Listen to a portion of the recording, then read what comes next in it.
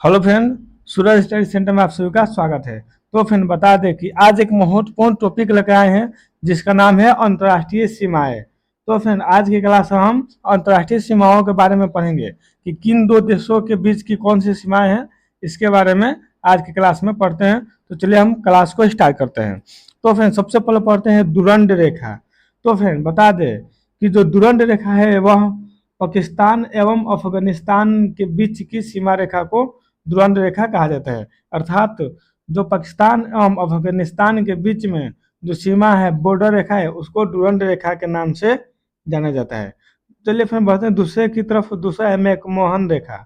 तो फिर बता दें कि जो मैकमोहन रेखा है वह भारत एवं चीन के बीच की रेखा को मैकमोहन रेखा कहा जाता है।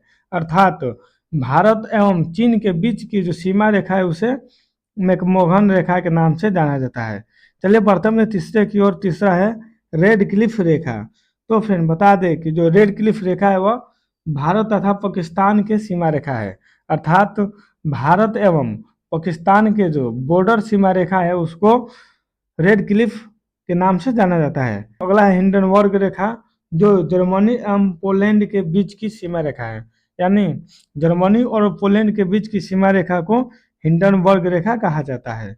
चलिए बढ़ते हैं पांचवें की ओर। पांचवा है मैनहिम रेखा।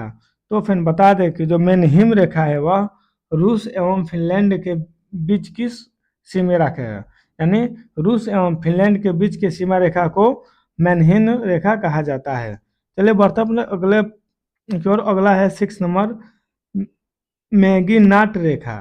तो फिर बता दें कि जो मैगीनाट रेखा है वह जर्मनी एवं फ्रांस के बीच की सीमा रेखा है।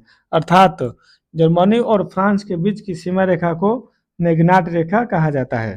चलिए बढ़ते हैं अगले की ओर, 7वें की ओर। 7वां है 17वीं समांतर रेखा। तो फिर बता दें कि जो 17वीं समांतर रेखा है वह उत्तरी और दक्षिणी वियतनाम की सीमा रेखा है। यानी जो उत्तरी और दक्षिणी वियतनाम की सीमा रेखा है उसको 17वीं समांतर रेखा कहा जाता है। चलिए फिर बढ़ते हैं 8वें की तरफ। और 8वां है 24वीं समांतर रेखा। तो फिर बता दें कि जो 24वीं समांतर रेखा है वह भारत एवं पाकिस्तान के बीच की रेखा है। यानी भारत एवं पाकिस्तान के बीच की रेखा 24वीं समांतर रेखा है। चलिए बढ़ते हैं हम 38वीं समांतर रेखा। तो फिर बता दें कि 38वीं समांतर रेखा है जो उत्तरी एवं दक्षिणी कोरिया के बीच की रेखा को 38वीं समांतर रेखा कहा जाता है। चलिए बढ़ते हैं अगले की ओर। अगला है 10 नंबर 49वीं समांतर रेखा। तो फिर बता दें कि जो 49वीं समांतर रेखा है वह संयुक्त राज्य अमेरिका एवं कनाडा के बीच की रेखा है। यानी 49वीं समांतर रेखा को संयुक्त राज्य अमेरिका और कनाडा के बीच की रेखा कहा जाता है। तो फिर चलिए आज के क्लास में इतना ही। मिलते हैं किसी नेक्स्ट क्लास में किसी नेक्स्ट टॉपिक के साथ। तब तक के लिए टाटा बाय बाय।